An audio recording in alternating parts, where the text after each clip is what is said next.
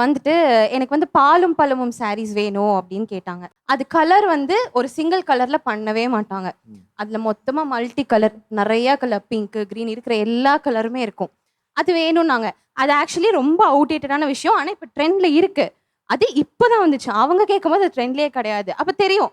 இல்லாத சரக்கு இல்லாத கேக்குறது. சாரியே கேட்பாங்க. இருக்கிறத கேட்டா நீங்க வாங்க இருக்கிறத வச்சிருவீங்க. மண்டை கழுவி வாங்க வச்சிருவோம்ல. ஆ, அந்த மாதிரி. ஓகே.